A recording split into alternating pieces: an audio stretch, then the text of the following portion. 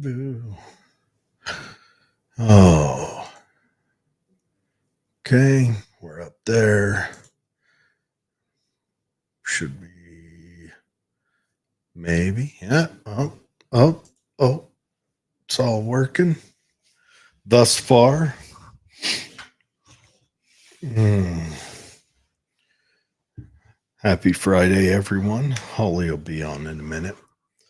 Just kicking this off a little early so I can do all of the sharing and things.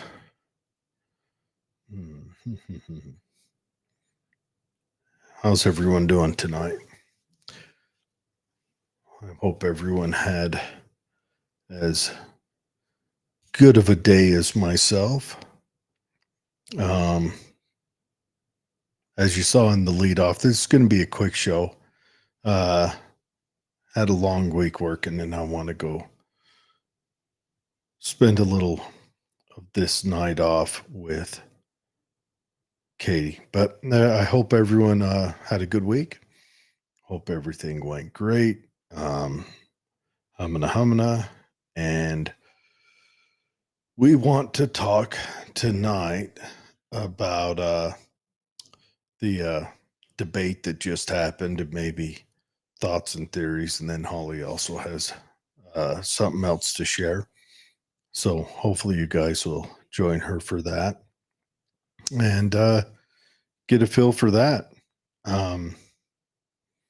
But getting all this sharing out of the way, and then we can kick it off as soon as she shows up. It's just a little bit of an early thing right now. But, and of course, we want all of you guys to jump on and share your thoughts with us. Share your, I don't know, your takeaways from the debate that happened. All takeaways are welcome. We want to hear everybody's thoughts and feelings on it. Even if even if some people may not agree with you politically, I still think you should get on here, tell us what you think. Yeah, sorry about this. Got a lot of buttons to push after we kick on. It sounds like Holly is here now. So we're gonna pull her in. So we're not kicked on yet, right? We're not live? We're live right now. Oh, we are? Yeah, that way I can. 6. Well, this way I can get the sharing done before 6. Carson, we're live now. Start sharing. Stand by. I'm just going to make sure things are right on my angle. I'm standing by. She's got it going. Whip her young producer into shape. But anyway, so got a few people in already. All right, everyone, how we doing? How's everything going?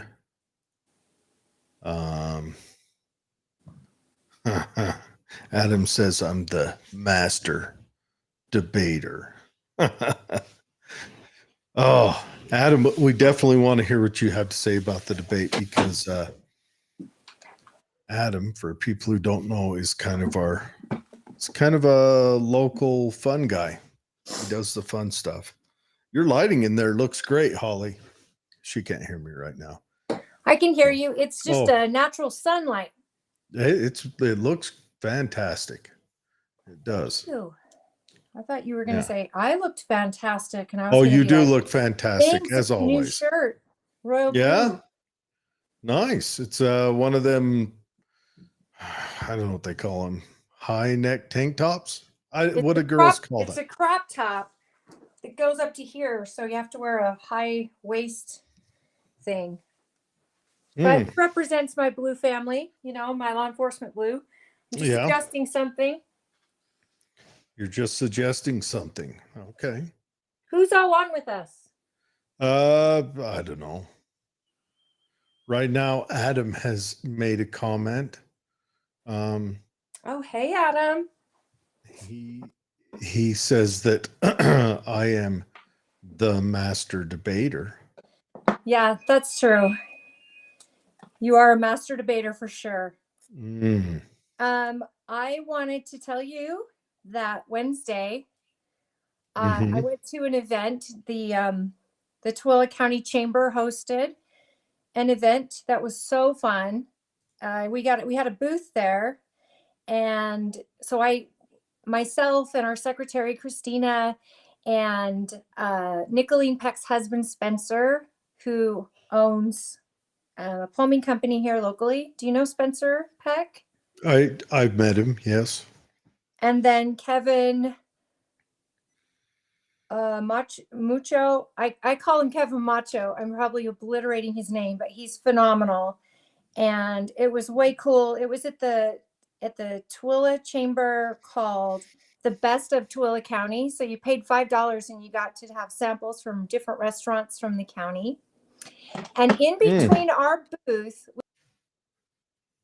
which P booth, we're a member of the chamber, and space for us to invite candidates and voters. As you know, they're huge supporters of getting all the candidates together for right before an election, and they support business, small business here locally, which we love. And then as a member, we get to intermingle with businesses around the county. I get to hear from them, business owners, small business owners especially. And I got the honor to sit my booth in between Energy Solutions with Chris and Berna Sloan, who are dear, dear long-term friends of mine, who own their own real estate company here locally. And guess who else? And I brought you a present, Jared. Oh, yeah. Who was there representing It's Cargill? Blaine. And he Blaine. knows Oh, you, and he's Blaine is going to look you up. But I said, I have to get this black on black for Jared because it is so good looking. And that that is hat, a good looking looking. hat. Blaine said he was So, going to look me up. yeah, I said, Jared is my producer and my co-host on our show. And Me he's and like, I know Jared. He yeah. left and then he came back, and he was such a nice guy. Nicest Blaine guy. is all right. So I'm going to give a shout out to Blaine. He's kind of our environmental guy. Blaine is secretly one of the coolest dudes you'll ever meet. Oh, he really was a great guy. He's in an orchestra. He won't tell you about this. I He have to. sings in a quartet. I love that. Yeah, he's just a coolest dude. Oh, you had to move Hey, Dwayne the Rock Johnson I out had of to because times is tough, and I feel like we're all living on the Death Star, or you know. Yeah, Hi, Adam. Blaine I'm is a so good happy. guy. Thank you for tuning in. I'm just So, so happy. but yeah, you can read what Adam's saying there in the side, and I'll have to probably read what comes in on the other stuffs on my end. But anyways, so we were going to definitely talk about the debate. I kind of want to hear what people's thoughts are. What do they think? How do they think the debate went? What do they what are your takeaways? I can offer my takeaway, and I would like to mention that you put in the show notes that I was invited by Braver Angels, which they've invited you to previous events. Braver Angels is a national organization that represents all sides. So they're not Democrat, Republican, third party, independent. They try to represent all denominations and parties and everything. And they invited me to be on the Donald Trump panel tomorrow. They've chosen 6 people nationally, and myself and Trent, the former party chair, Oh, and your cousin. my cousin-in-law Trent. Yeah, he is joining us as well. So, and out of the entire United States, there are 4 people from Utah that get to be part of this event. And so, in the bio, if you would like, this is a Zoom event. If you would like to participate as a viewer, it usually costs money, but the link that Jared has shared in the bio gets you in as a viewer for free, and then you just watch the show via Zoom. And if you have anything you would like me to bring up tomorrow regarding Trump, I'm only talking about why I'm choosing Trump as my candidate. There'll be a whole group of Democrats saying why they're choosing theirs. We're using it as an opportunity. Your lighting is horrible, bro. I Open the know. window. That's You the were way I like like it. barely there. So, if you are, it's just each of us individually talking about our candidate, and we're not fighting with each other. It's none of that. But reach out to me through the show or privately, if you want me to bring anything up during this discussion, anything you think is relevant, things that you think Trump will be really well done at in the next 4 years as our president.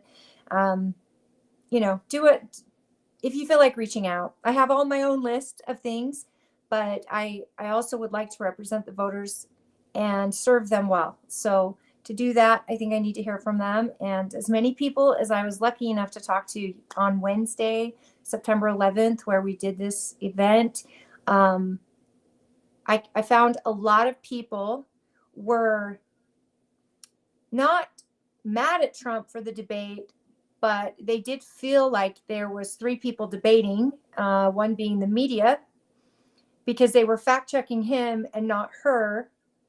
And some of the stuff they said was just asinine, and it's been debunked since the debate. The fact that no state in the union allows babies to die after an abortion, that's absolutely untrue, including the vice president candidate under cackling Kamala. I mean, Tim Pool, he actually, there's posts all over that if a baby survives abortion, which it happens more times than people may realize, they don't offer medical care. They set the baby aside. And that's happening in the United States. I don't want this whole election to be about abortion. I follow what Trump said. He brought it back to the states for a reason. It should be as localized as possible. Jared and I agree very often that abortion should be an issue voted on as local as your city or county. I mean, for you to have a voice about it. But it is a polarizing situation. I think Trump would have done so much better if he didn't let her get to him and he talked directly to the American people. And he simply said this: how are you doing? How are you able to afford food, gas? What is crime like in your city? What are jobs like in your city? Are you better off today than you were under my presidency? Do you want your child going to a foreign war? Do you want more money spent on foreign wars, on illegal immigrants? Are you willing to risk your child being killed by fentanyl or trafficked? I mean, these are the things that Americans are dealing with right now. The fears, the realities. Who gives a crap, honestly, about what Kamala said she's going to do? She could do it right now. She could have done it 2 years ago. It's all talking points to get elected. And Bernie Sanders said the quiet part out loud, Jared, when they asked him, what do you think about her flip-flopping on fracking and no gun buybacks, mandatory gun buybacks? That was on her primary list when she ran last time. Now she's flip-flopped. She says she's a gun owner. You know what? I wish Trump would have asked her, really? What gun do you own? What make and model do you carry? Why do you own a gun? What do you need it for? How funny would it have been if she'd have said, I lost them all in a boating accident? Well, I mean, for her to say she's a gun owner, I'm curious to know what Um, kind of gun owner are you? And so when Bernie Sanders was asked about this flip-flopping, he said, well, of course she did. She needs to get elected. yeah, Okay. I um okay, I'll give my unbiased views. And I want to just say, hey, Nephi, thanks for joining us. Yeah, we weren't on last week because out at work, because I work a real big boy job now. We had a crucial piece of equipment explode on us, and I essentially had a couple of long days while I assisted getting that going again. But anyways, so I want to say outright, just on the outlook, I think Kamala, you can tell she's been practicing up.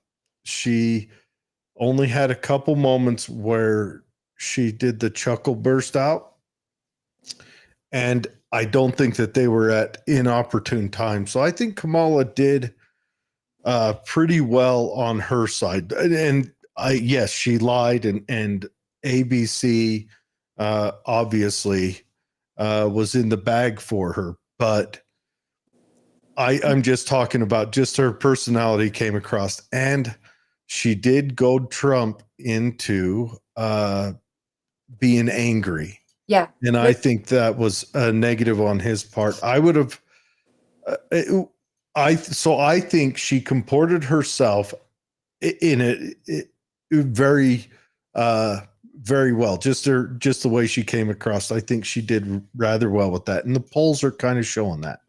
It gave her a little bit of a boost, but we're still a ways away, and we'll see what happens. So I think Trump would have been better served tossing questions at her, or tossing up questions. Let her guide the path and then question what she guides. Like when she talked about leaving Afghanistan. The big argument about Afghanistan is the surplus equipment left behind, especially. There's one thing that the United States has carried domination in warfare, and that's our ability to own the night. And I believe it's some thousands of night optical devices were left behind there. $80 billion worth.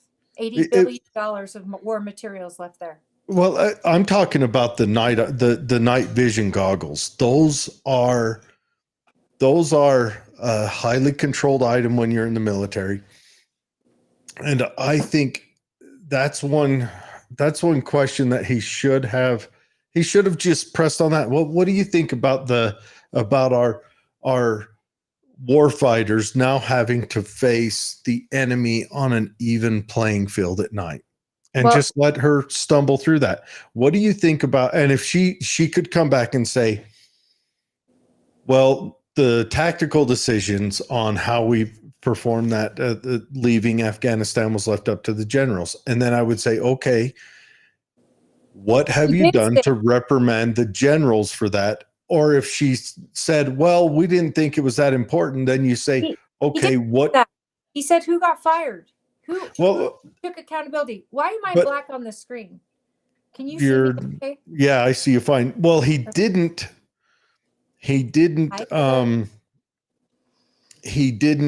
lead her into that beginning question of asking, look, because that's been our dominant thing. That's been the US's field against any military, against any adversary, has been we own the night.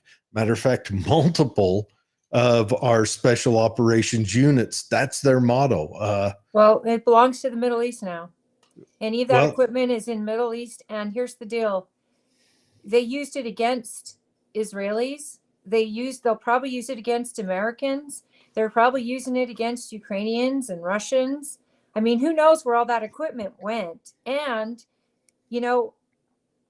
13 guys, women and men died. They did. And how many Americans and how many diplomats and refugees that we were supposed to take with us got left behind?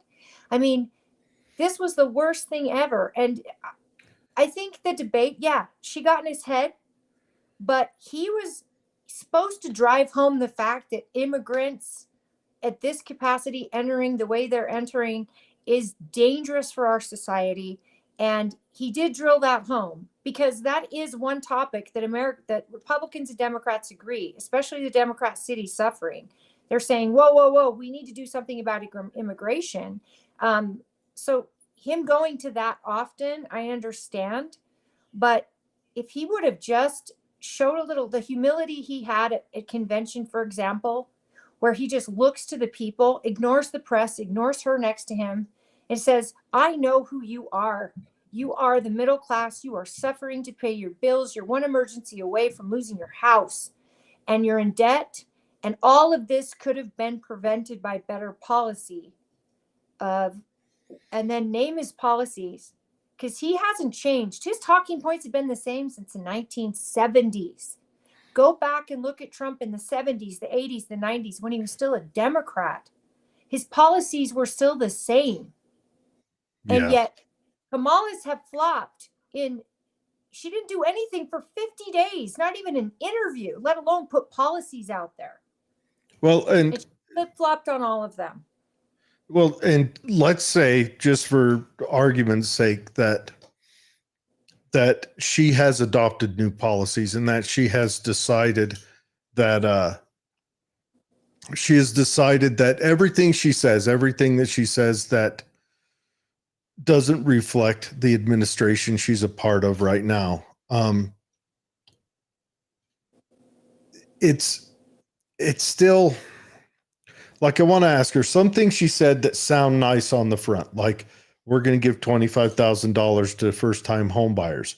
That sounds beautiful on the onset, but that one, it doesn't take care of the root problem, where restrictions on building homes is what's killing us. And most of the time that's done on but most of the time that prices are high because there's a supply and demand influx. But most of the time, building homes is on a local level. That's not done on a national level. So that's not something within her control.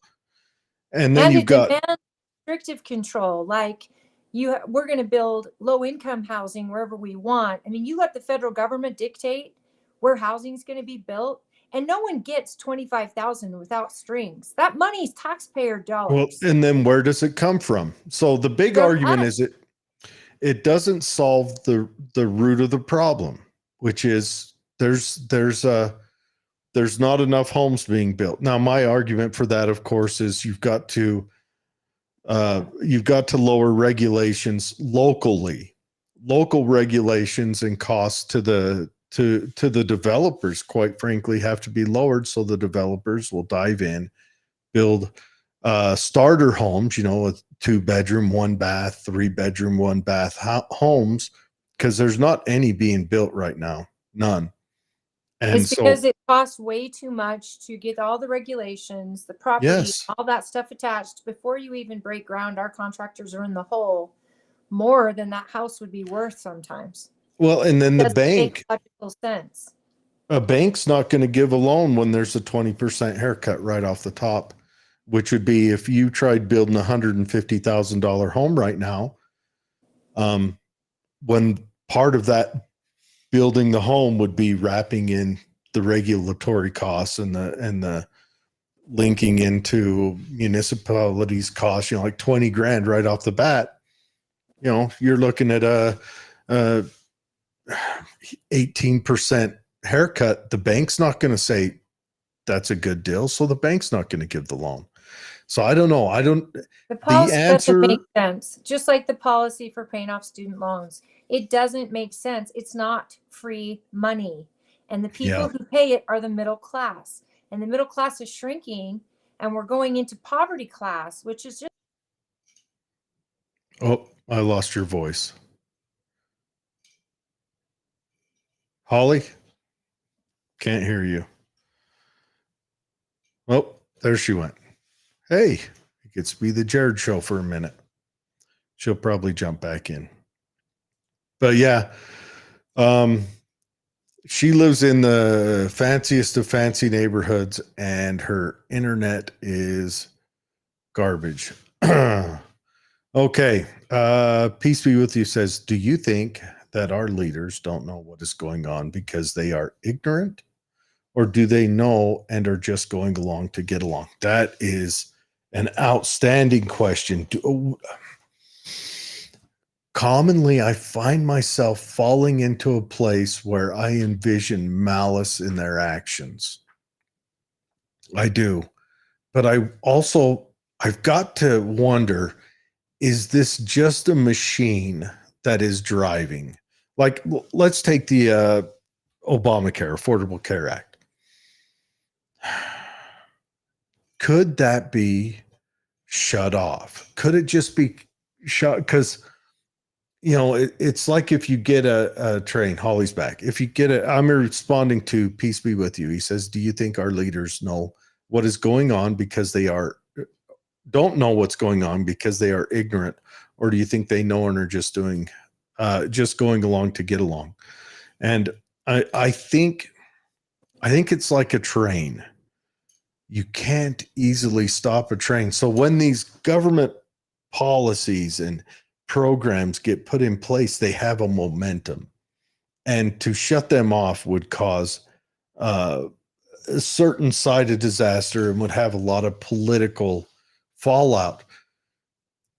But to keep them going has longer term political fallout. But let's say you're a president or a senator or a congressperson, to shut them off has the immediate fallout. Political fallout.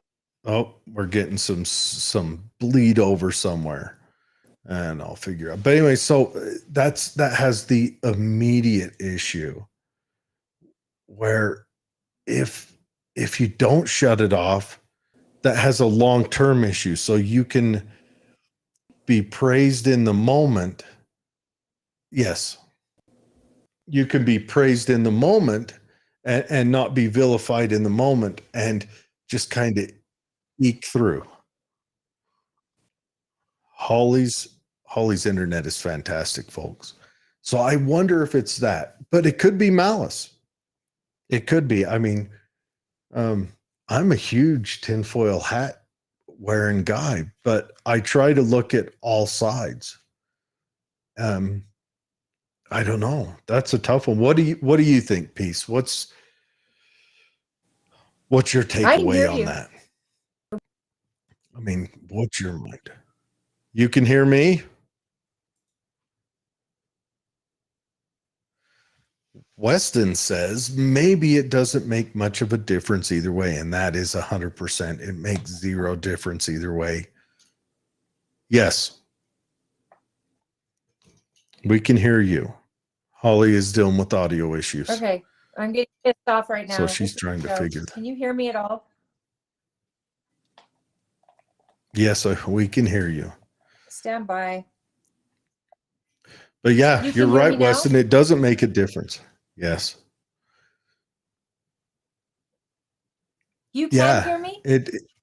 Okay. Yes. Yeah. To West Point. This is me off. Because, yeah. Now we can. Legislators know every Massey, folks. He is not. What? She said Thomas Massey. Can you hear me or not? I'm just repeating, when you break up, you said Thomas Massey. Yes, but you're breaking up again. Gosh. Okay. Try jumping on your phone. Okay. Invite me in. Here we go. All right. She's coming in. Jumping on your phone. I did. Invite me.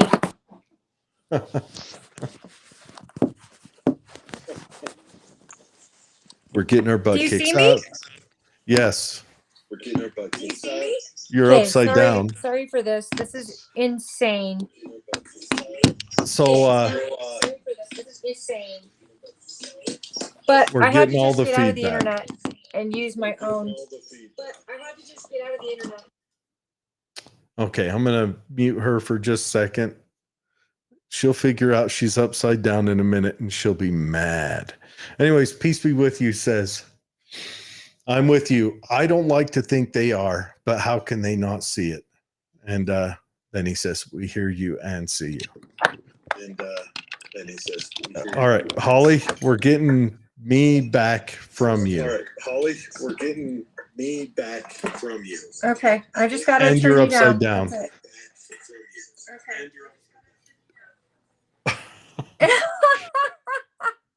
I'm upside down.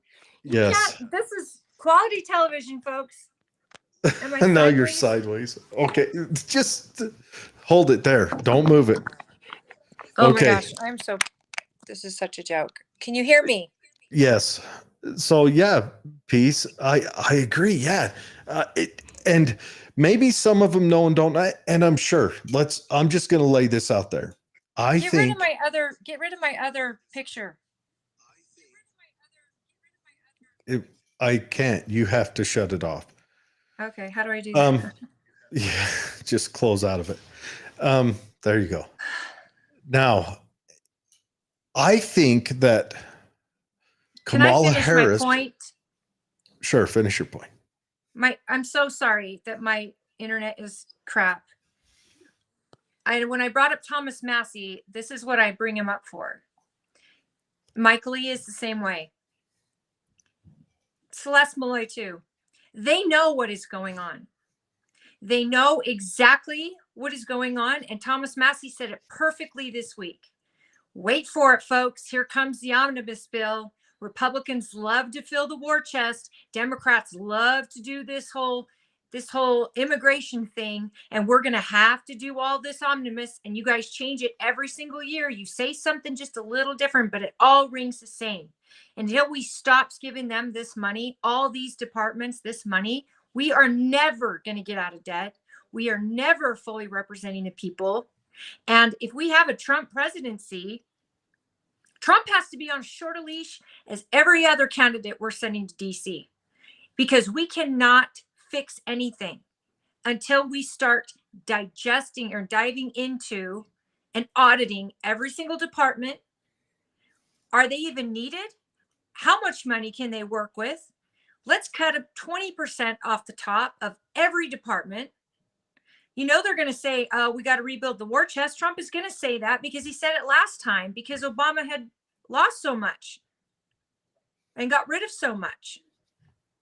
Is that the worst thing to rebuild? I don't know. We're on the doorstep of World War III right now. How much money are we willing to let them spend again in the name of whatever?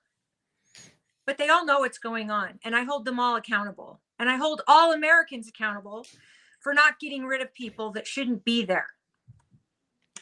I think we have three camps of voters.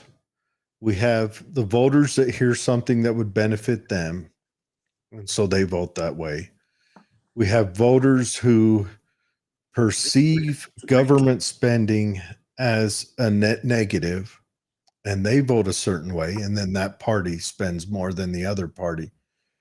And then we have people who believe that excess spending is a cure, and they vote that way. I try not to view people, well, I have to not view people with opposing views to myself as evil, because let's face it, I'm kind of a weirdo radical.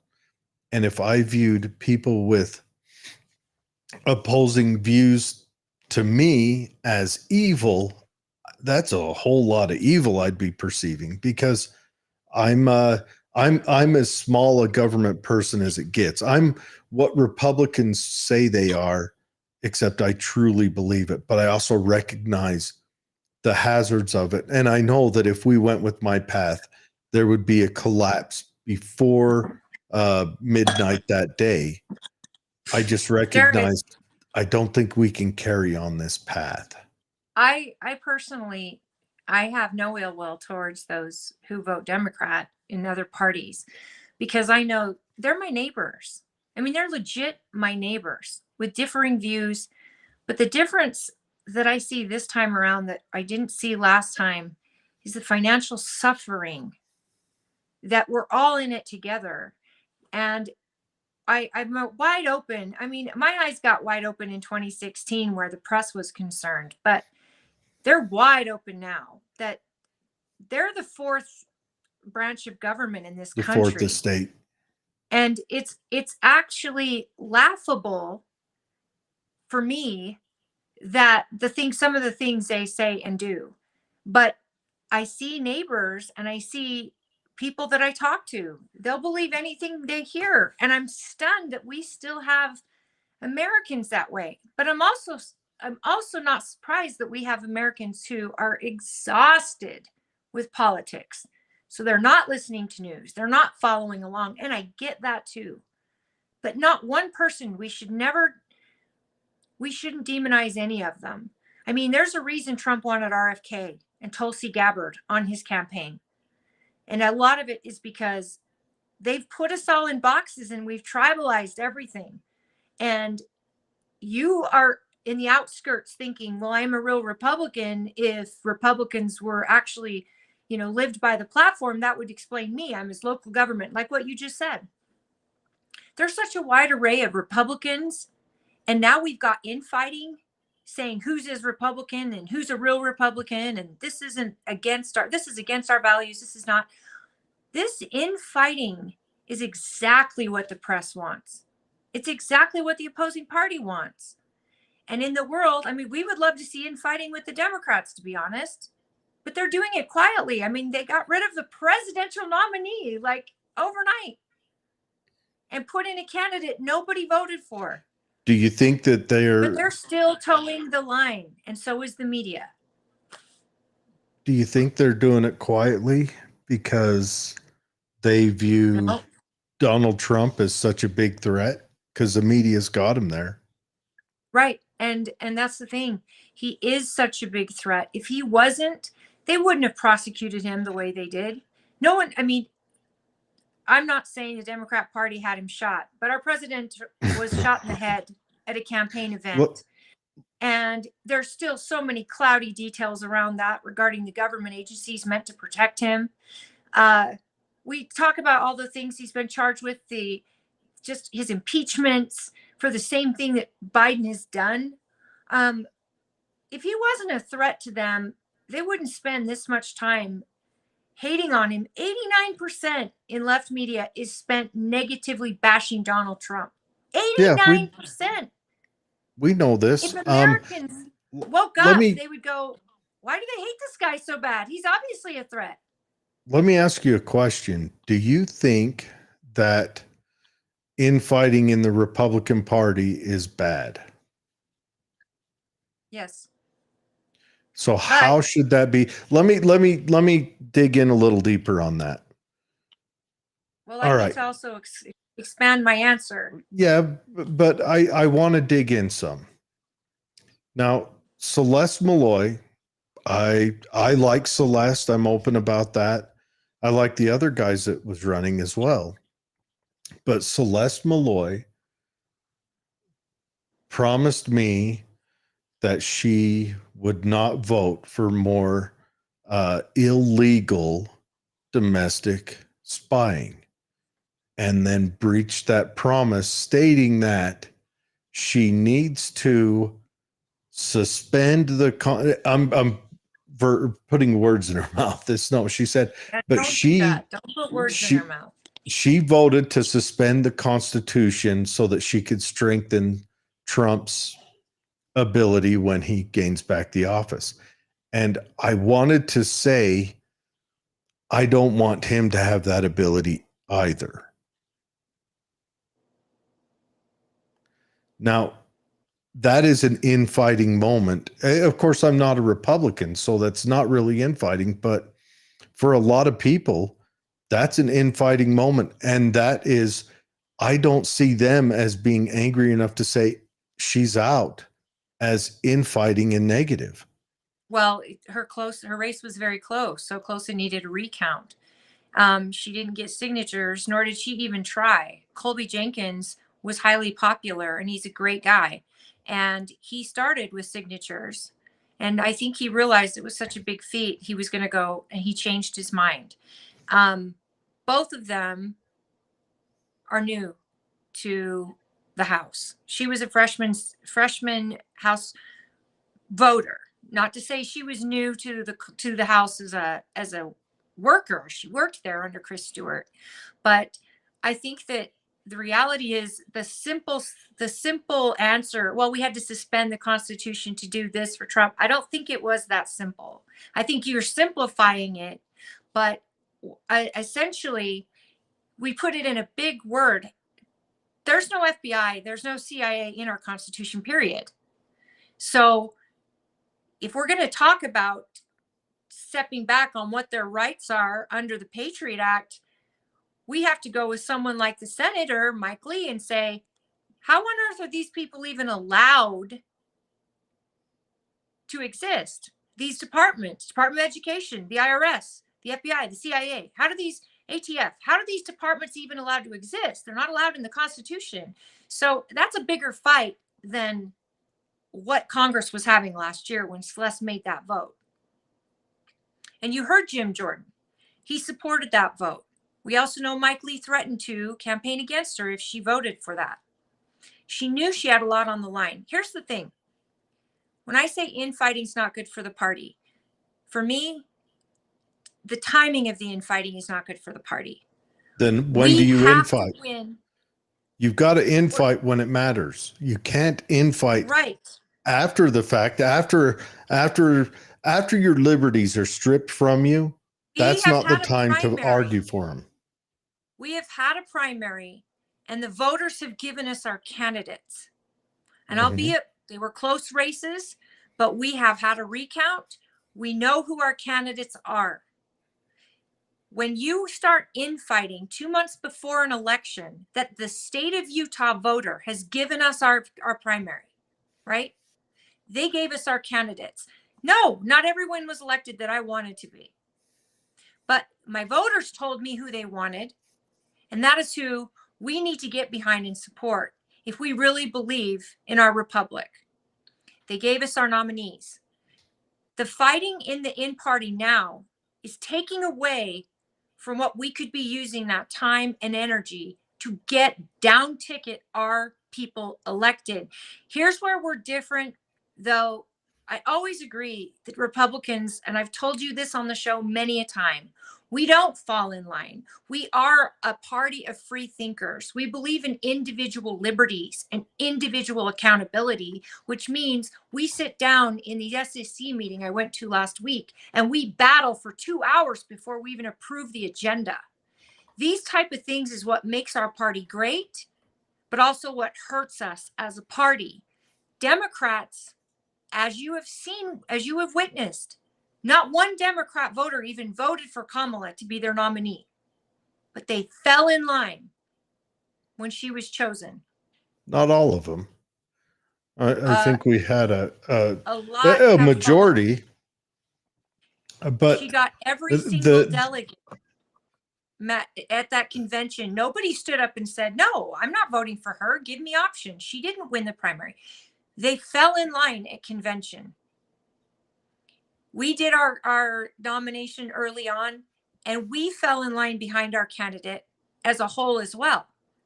Had Trump not won that nomination, had Utah picked Nikki Haley, the Utah delegates would have been there with Nikki Haley, and we would have had a convention with candidates.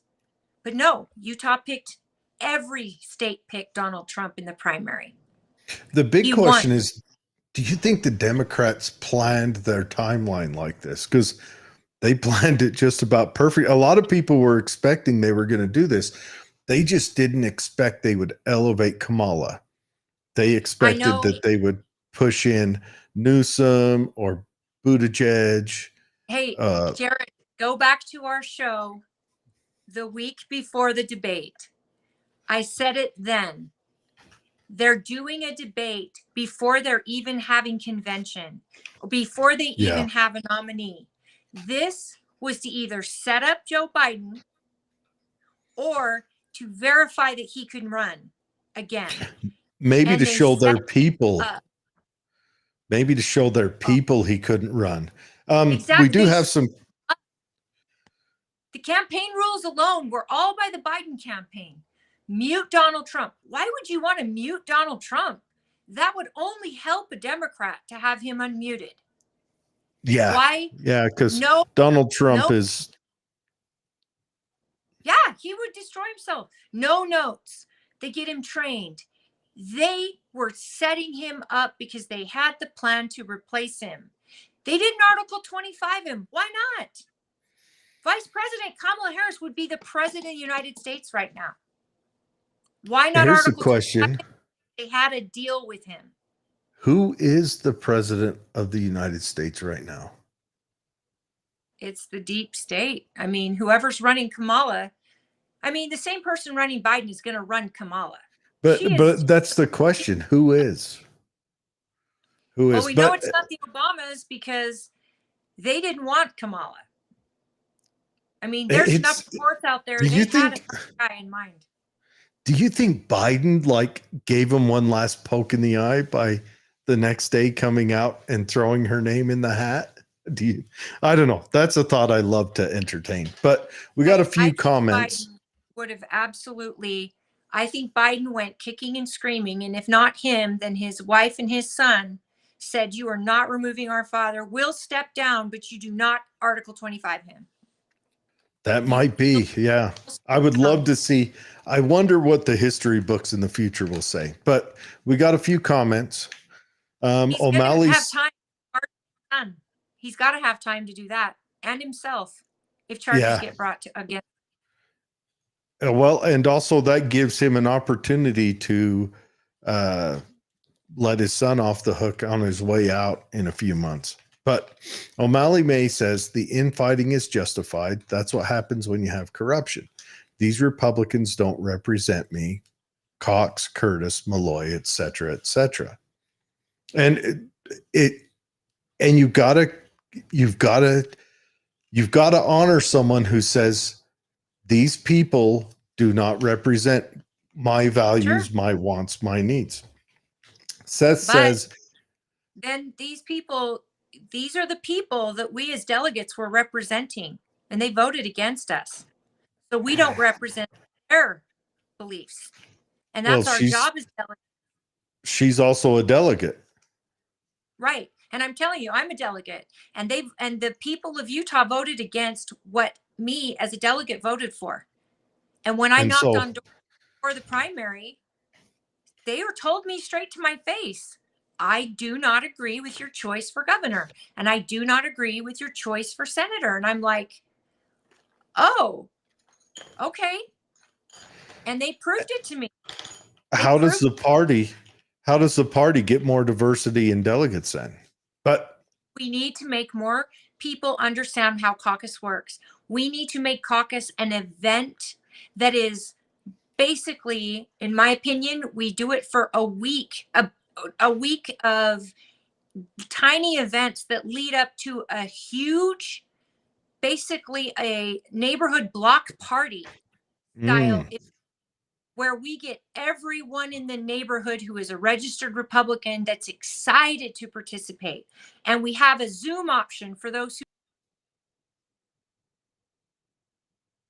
We lost her again. Holly. She's gonna. Yep. All right. Holly will be back again. Seth Stewart says, if you can't disagree with your party, then you don't have a republic. And yeah, I agree. I think the republic, we put too much emphasis on our national politics. Everyone shows up to vote for president, but we don't have enough people showing up to say, what's my county doing? What is my state doing? What is my city doing? And I think that's the root of where we lost the republic. It's the Super Bowl, when the high school team is much more important. Those are the kids in your neighborhood. but everyone is concerned with the Super Bowl. Holly's back again, guys. And she's gone again, guys. Hey, this platform, Is she back? we need to go back. We need to do Zoom or something. Can you hear me? Yeah, I can hear you. I can't see you, though. This platform is garbage. We need to do Zoom, Jared. I have no, this, it's not staying on. If anything alerts me on my email or if someone calls me, it kicks me. You have to shut off all your alerts if you're going to use a computer for streaming. I'm not on a computer. I'm on a cell phone. Yeah, you can go in and shut off your alerts. Why is my camera not working now? This is just garbage. I'm going to try again. But Okay. I do want to make it clear, infighting is a necessity to party business. But we as Republicans do not agree. And the primary vote that was done in July gave us our nominees, regardless of what the delegates chose. Now, true, delegates work harder, invest more time, give more attention, and work one-on-one with these candidates. But do they go back to all the people from their caucus and all their neighbors and share with them what they learned? That is not easy to do. I know because I did it, and it is not easy to do. And what I found is no matter how much information I gave these folks about why I chose the people I chose, they had already made a decision. And a lot of it's based on the advertising and the little snippets that go out from certain candidates. And Cox won my county. He won it. I would be crazy to turn on our governor when my voters chose him. I'm not disagreeing. Even though our delegates did not choose him. Well, our delegates were about 50-50 where he's concerned, which means something to me. But I highly suggest anybody who's got a problem with the way the party works should run to serve in party leadership in their county. Run for a seat where you represent delegates and you're a party chair, because you understand real fast that just because you've done the research and you know who's right and who's wrong, you represent everybody, not just delegates. You represent every voter. And that gets a little mucky when you get to see what primary results are. We can fight SB 54 all day long. That's what we're infighting right now. I heard that was 10 years. I heard that was proposed to be put on. I don't know. Someone sent me something, and I've got to read into it more. But that went through, and they're going to look at putting that on the floor to repeal. We fought it in the SEC. We've been fighting it in the SEC for 10 years. And what people don't remember is 10 years ago, when Count My Vote came to the SEC, they wanted to make a 70% margin. So if you won at 70% at convention, you were get to go on the ballot. They disagreed. SEC voted it down. So Count My Vote did a compromise and said 66%. And we'll drop our initiative. The SEC voted it down. And so they went on with their initiative, and that is how we got the dual path. They had enough votes to completely eliminate caucus. So Kurt Bramble and Dan McKay made this deal, this compromise with them that said, hey, don't eliminate caucus. We'll do a dual path. This is what people don't understand. The party itself, once they did create the dual path under James Evans, he fought this all the way to the Supreme Court. Our party nearly got bankrupt fighting this, and we lost in the Supreme Court. We lost. So this last SEC meeting, we put another resolution out encouraging Dan McKay, who was an original sponsor, to repeal SB 54 again before session. Mind you, there was a battle because there was a girl Tracy Halverson, who had filed intent to sue the SEC. That's me included. And she wanted to speak at our meeting. Our meetings are public for Republicans, but doesn't mean they get to speak. She was asked to leave, and police were involved. And now to ask her to leave. The reason I think the party wanted her to leave is because why would we invite someone to attend our meeting if we're going to be involved in a lawsuit and could incriminate ourselves in said lawsuit with her there recording? It is another reason why it took so long just to approve the agenda. The SEC isn't powerless, but we're not all powerful. All we can do is suggest to our electeds what to do. And we have pushed so many electives out. They don't show up to the meetings at the SEC. They're not treated well, not even respectfully. And so, yes, I think we need to get rid of SB 54, but we have to understand that initiative, there is enough money behind that initiative to convince every Utahn that doesn't spend their time in politics that their vote isn't being heard because delegates are ignoring their vote and voting their own way. And we risk losing caucus convention 1,000% if we end SB 54. So just know that. And yes, I am with that, with the preamble that until we get our caucus convention system so great and every single person can attend, every single person can show up or at least show up online, until we can make it so that every single person has their voice heard at caucus, we still have a lot of work to do. All right. That's what it has to be made clear. And delegates don't understand maybe the ins and outs of what went through with SB 54, but I've been around long enough to see the fight. And I'm telling you what, the party was almost bankrupt over it. I don't want us to go bankrupt fighting for what should be. We're a private party. We should absolutely have the right to run our primaries and run our candidates how we see fit. The Supreme Court of Utah disagreed. We have been fighting it. Our party chairs fight it every time. I'm not a fan of parties, political parties. I like dance parties, but I do one day, not today, one day I'd like to dig into the private party. I feel like our nation's been captured by two parties, and those two parties have us bent over an arcade machine, and it's not going well for us. But anyways, we've got to get through some more comments. Seth says, if you can't disagree with your party, then you don't have a republic.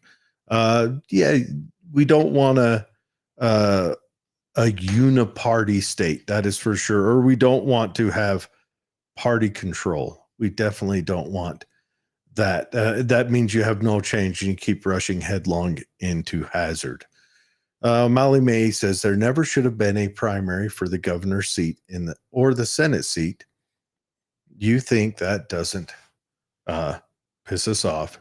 You expect loyalty after that. And I think she agrees with you. But I don't know if she has a choice on that.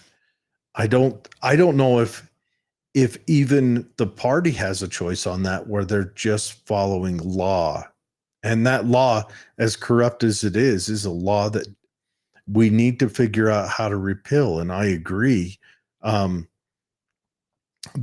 it needs to be repealed. But I also agree that, and this isn't knocking the delegates, but I would like to see the delegates need to fight and earn more communication with their local people. Why am I losing my train of thought? They've got to get that communication. That way the delegates can represent their neighborhood, can represent their caucus better. Or how about the latest election interference allegations? Will that even be looked into? Did the Cox campaign bribe a mother and her son to run since they have the last name Lyman? And that is interesting. I saw stuff about that, and I hope someone looks into that. And here's the truth. I think that needs to be looked into by just regular citizens. We can't expect the government to spearhead that, not in these circumstances. Or it would be nice, but we can't expect them to. That has to be looked into and dug into, by us, by we the people, and then brought forth, as it is. Seth says national parties are a new thing. Utah and other states were coerced into adopting national parties as a prerequisite to being granted statehood. Primaries were glued onto caucus convention as a part of the progressive movement. General elections are new too. Both are popular vote systems. If you want to sabotage a republic, you glue a democracy onto it. They have multiple shots at taking out the voice of the republic in every election cycle. That's good. And then he has a link. I'll try to pull this link and share it on our page. He says SB 54 is like every communist drug. You can't put the genie back in the bottle without looking like a meanie. Perhaps the best we can do is educate the public, but there have been miraculous victories already. Yes, Seth, 100%. And that's like every law that comes down from government. It is a drug. It's a thing that people become, like right now, Social Security, we could not shut it off without having something to fall back on, or it would have disastrous economic repercussions with elderly, just all of that. The only people who win in that is, funeral directors. Jessica says, hi, Jared. Hi, Jessica. I haven't seen you or heard from you in a long time. I hope things are well. And I hope everything is great with you and your children. Seth says caucus was originally nonpartisan, and maybe that's the way it would be. It would function better to go back to that, is have nonpartisan caucusing and bring the people together to vote as a block, and then that vote walks through. Mally May says Lyman had 67.5% of the vote. Cox shouldn't have been allowed, even if he did have the signatures. Ooh. It's a tough one. I agree with you. I don't like the signature route, but I also want to see the delegates get into greater communication with the people that they represent. We held a voter education night in 2016. We had no idea what caucus was before, so we read up on it and shared with others what we learned. Most people still do not know what it is due to non-participation. The Church of Jesus Christ of Latter-day Saints has been urging members to get involved. One thing I love about the caucus is when we do vote for people to represent us, that we actually know and we actually converse and change minds. That's good. Let's see. Holly's asking if I can see her. Oh, she's back. She's yelling at me. Dude, I've been here for like the last 10 minutes. Okay. To go over, Lyman had 67.5% of the vote. Yes, at convention he did. He did. That's 4,000 people out of 3 million in this state. Well, hold on. Now, what is the law as far as SB 54 if someone gathers signatures versus caucus? There's a percentage they have to get to defeat the signature gathering. What is that? If someone gathers the signatures, they're automatically on the ballot for the primary. If really? Someone gets, yes. Now keep in mind, those signatures are in sometimes 100,000. What if someone in their caucus, so the caucus doesn't affect the primary then? Not if they gathered signatures. If they went convention only, then they need 60% to get on the ballot. Okay, if that's where I was couldn't confused. Get it down to 60%, we could send 2 to the ballot, which is how we got a primary last time, which is how Cox was elected in the first place. We had 4 make it to the ballot John Huntsman, Cox, Greg Hughes, and the fourth, and I don't remember who it was, but it was, and then Cox won by 36%, I think, and it was just a hair over John Huntsman. That's also what we don't want, because it splits the vote so badly that our governor is chosen in a primary with such a small amount of a vote. But once it hits the primary, it's whoever gets the most votes wins. Mm. So Lyman did win at convention, and he won handedly. And 4,000 people wanted him to be the next governor. And the state party and our county party touted him as the candidate, the convention nominee, and all the backing from the state and our county went to our convention nominee. We were able to do that, and we did that. But it didn't matter. People chose Governor Cox in the primary, regardless of those of us who knocked on doors, explained that Lyman was better. So now Cox is being accused of having this Lyman family run against him in the write-in. Well, hold on now. We're really short on time. I want to get through these comments before. So that's something I think you and I can dig into on another show. I would love to, because I would love to focus on this 2024 election that's coming up. Yeah. That is dire for this country. Yeah, I agree. Hi, Mom. Adam says, totally planned. Ortiz going back to the Democrats, whether they had planned this latest maneuver. Totally planned. Pushing a Newsom or any other white male candidate would have alienated the squad segment. It would have never flown. I agree. That's an interesting thought to look at it that way.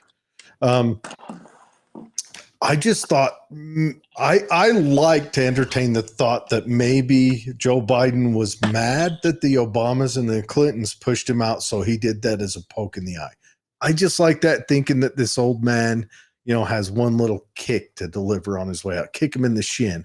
He also says, who is POTUS? It's a group in Washington, D.C. called West Execs. That's who staffed the Obama administration and the Biden administration. And it's all unelected bureaucrats. That's interesting. Well, that is true. I mean, there's democracy dead for all you Democrats.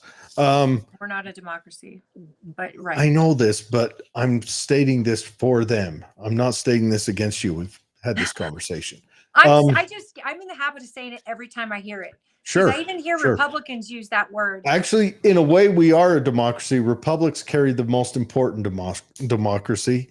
And which the caucus convention is the actual form of a republic. If we're a republic, going back pre-Lincoln, a republic, the ultimate democracy is the foot democracy. If you don't like where you live, move to another state where you do. That's the ultimate democracy. It's finding your freedom. Peaceful Youth says, when has the MSN ever televised a Trump rally? Why would they all of a sudden on July 13th decide to televise his rally? They were in on it. That's interesting. And you would think just them, with all the money they've lost this year, that they would want him in there, because they went gangbusters. I mean, they all bought yachts and Porsches and Lamborghinis. Peaceful Youth says, you're right about getting involved locally. I just didn't know where to start. Yeah, get involved, vote locally, talk to your local people. I mean, this is the local people are people you run into at your local grocery store or at the car wash. PC with you from? I don't know. It's Peace Be With You is coming through on YouTube. Okay, Peace Be With You. Reach out, or at least tell us where you're from, and then I'll see if I can get you, if I can help you get to know where you get involved at. Yeah. Adam, and this will be the last from YouTube. Adam says the party needs a mechanism for precinct chairs, delegates, and voters to communicate. When the new chair is elected, they have no built-in way for them to communicate with the people in their precinct. All right, I'm going to throw an idea out. Facebook is free. Well, it's not free. It's costing us our souls. We tell every precinct chair to start a Facebook page. Start a Facebook page or group. I would suggest a group, make it a private group. That way only people in your precinct get involved. And then you can have group communications. People can try to play their wares. We're going to go back to that soul sucking thing now. Facebook. I have to add something though. Our caucus convention turnout last year was not something that we would be very proud of. Though we had a lot of people show up, very little showed up like they did in 2016 or previous years when Obama was running. So I know that a lot of people are saying, okay, 4,000 delegates, but they were chosen by their neighbors. Absolutely. Some of their neighbor precincts were 6 people. Yeah. It's not until we get caucus down to a science and to make it something where people don't want to miss it because they want to have these political discussions and they want to engage. I mean, and at caucus, a lot of people don't know even who the candidates are yet because filing is right before. So how do you educate people on the right candidate? You've got to talk about values and principles and what you want in a candidate. And if you decide, hey, I don't want the governor reelected, get in touch with me of who's running against him so I can get to know him better. I mean, that's what you and I did, Jared. In December, we started doing this. That's also another thing. Educate people. If you start a precinct group, and that's the word I was looking for earlier, then the precinct group as a group can reach out to the different people running, or the precinct groups can do joint meetings where all the groups sign on and people who are in the precinct can get on there. And it's also something you don't have to show up in person, but delegates could go live on Facebook. Yeah. During their meetings. You could do a lot of stuff. Okay. O'Malley May says, no, man. Nerp. Sherry. Hi, Sherry. How are you? We miss you too. We do need to have another get together where we go visit Grandma Jane. Seth says, way more than 4K people want Lyman. They voted for their delegates and their delegates chose Lyman. But I didn't even see that comment, but I guess I kind of just covered that. Our caucus convention didn't have, in fact, we're looking at a court case where there was actual nefarious actions that happened at that primary slash the presidential primary slash caucus, where there were bad actors who infiltrated the system and tried to ruin caucus. And precinct chairs like myself and secretaries that I had and other party chairs with their secretaries, we did have a backup plan, which we put in place so that you could register and be a part of your caucus, even without the electronic side. But a lot of people walked away from there and didn't attend or vote. And we had the presidential primary there. And what's sad is a lot of people left after that primary. And so, again, some of our precincts had 10 people. How many was in your dad's precinct, Jared? Total of, I think it's like 11 or 12. 11 or 12. His dad's precinct is large and has a lot of voters in it. Well, and it's all Republican where he lives. Even the left wingers are Republican where my dad lives. 11 or 12.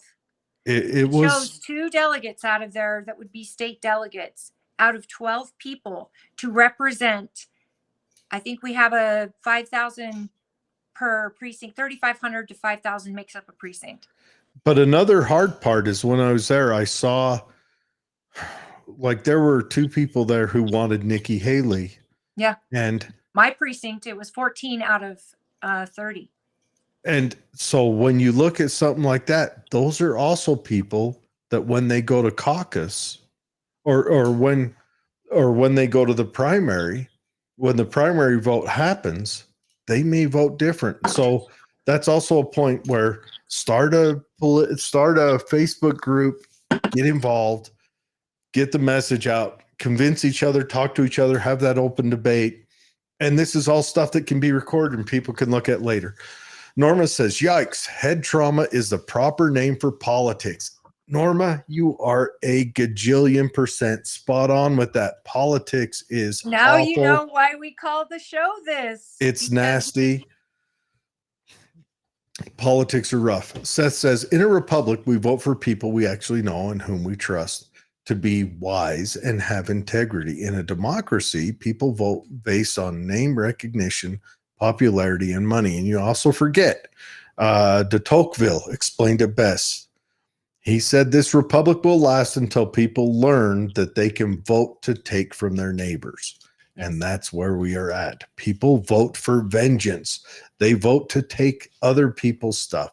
That's where Emotional we are. voting. And if we were a democracy, you guys would be making votes every single day and on the smallest of things. So yes, as a republic, we vote for people that we trust to represent our voice. There's a disconnect in the nation right now because we're sending these people to DC and they're ignoring us. They forget who they work for. And with Yep. that bothers me. And I think that, you know, I was a big fan of Trent Staggs. He was our nominee. I think he was a phenomenal person. I think we should never see the end of him. I'd like to see him run for something in the future. And when he lost to John Curtis, I know many of you out there who were diehard John Curtis fans, who were afraid to talk to me about it because you knew as a party leader that I was backing Trent Staggs unapologetically once we had our convention.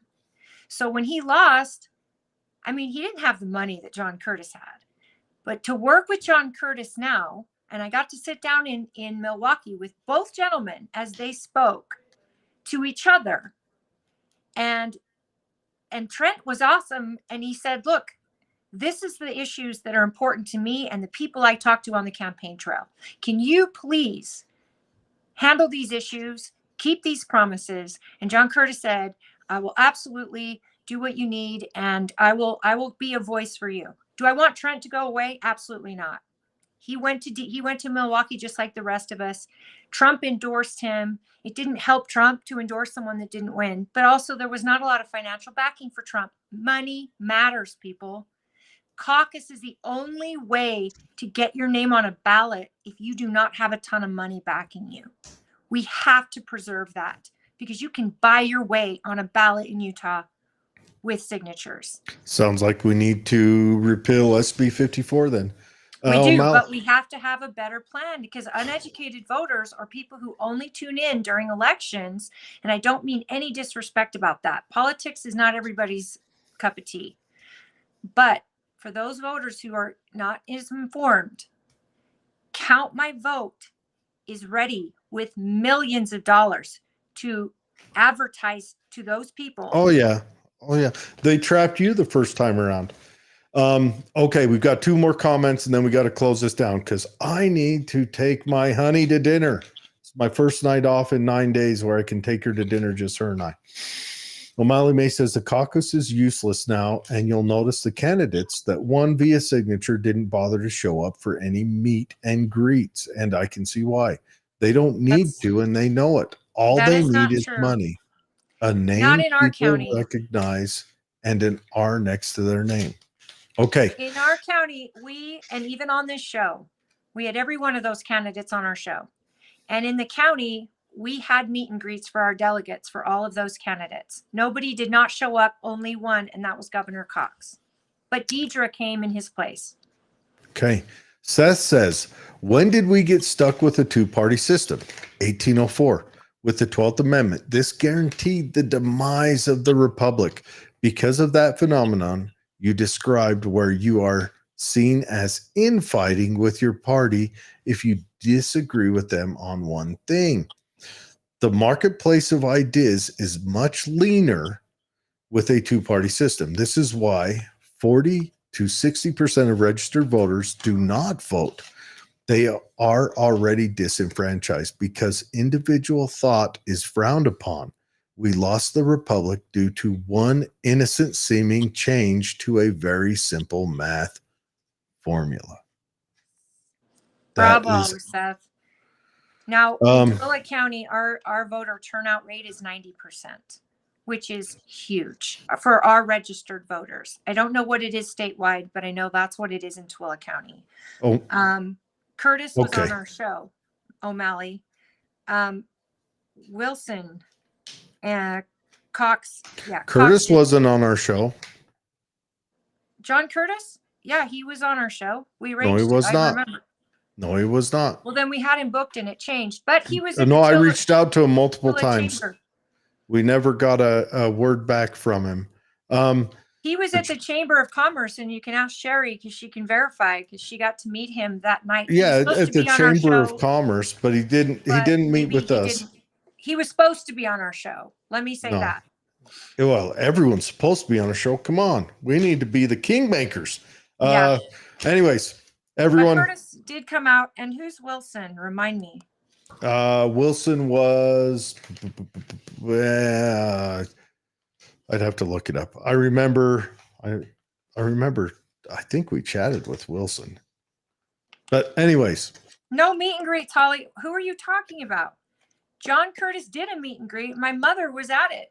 well, she's probably talking about where. Oh, Brad Wilson. she is. Brad Wilson did a meet and greet out here also. But Brad she's, Wilson was on our show. she's probably talking about where she is, meet and greet her. Seth said Curtis told him he didn't know any Utahns who are concerned about illegals driving up housing costs, but I disagree. Yeah, they will be just a more influx of people and no new housing's being built. That's just a supply and demand. I mean, it's going to throw it out of flux. Anyways, everyone, I got to go. Thank you for joining us so very much. I know that it gets spicy or whatever, but I want to say this to all the listeners and viewers. I appreciate all of you joining us. I appreciate the chance for me to talk my crazy notions about the ability for maybe this nation to survive or whatever else. I mean, the rate we're going, I should do like a survival podcast, like how do you tan hide and stuff. But anyways, I appreciate that. I appreciate the chance to hang out with Holly.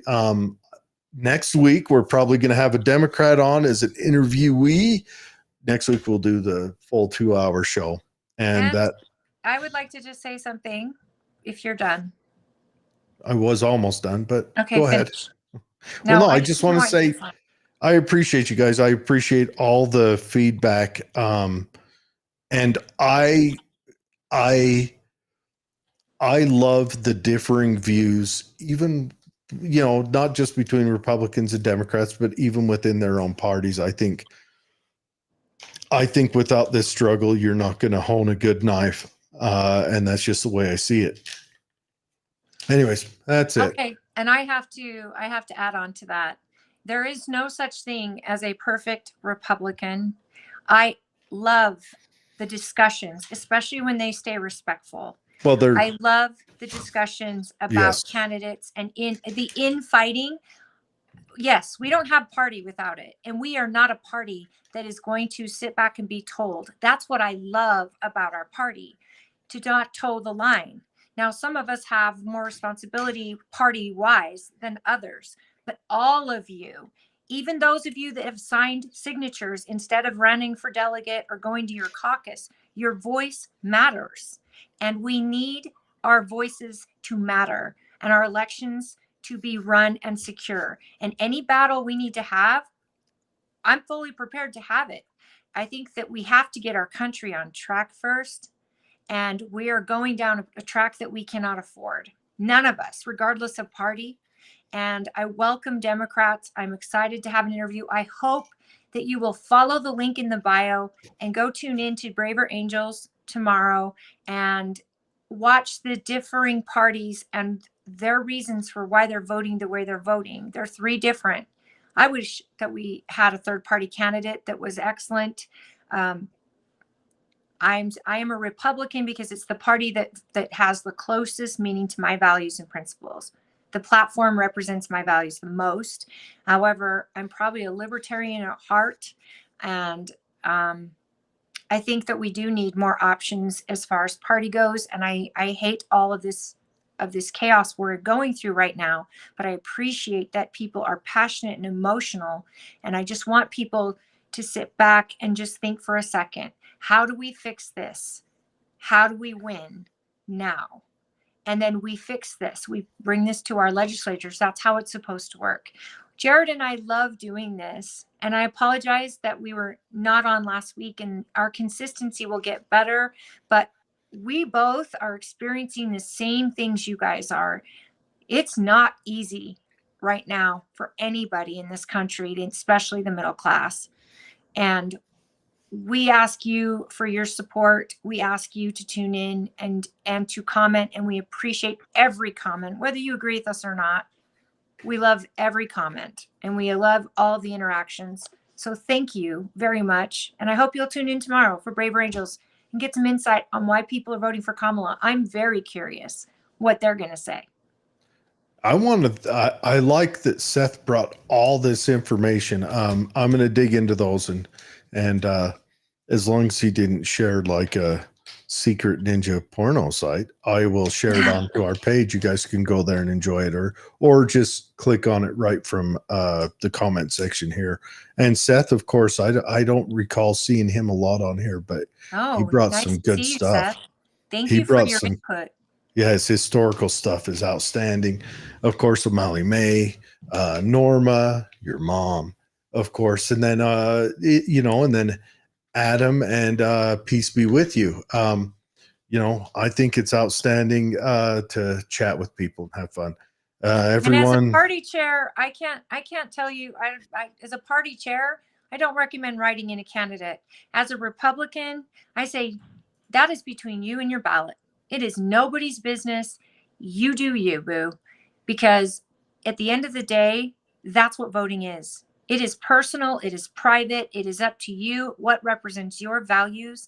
And I would never tell someone not to vote for their values when it comes to the election. I just hate to risk having a Brian King for governor, which we could very well have.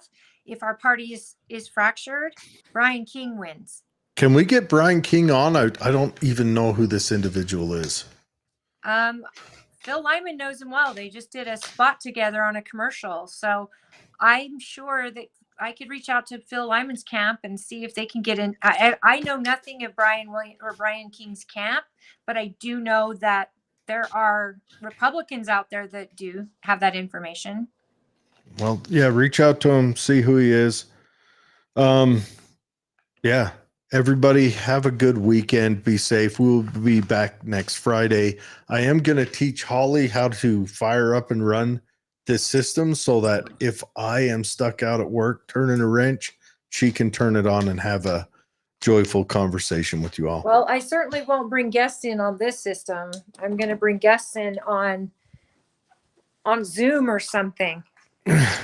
That's fine. We could do it that way too. I could have probably fired up Zoom and ran it through OBS, but everyone have a good night and we will see you guys later. Give my best to Katie and have fun tonight. I will. Bye-bye.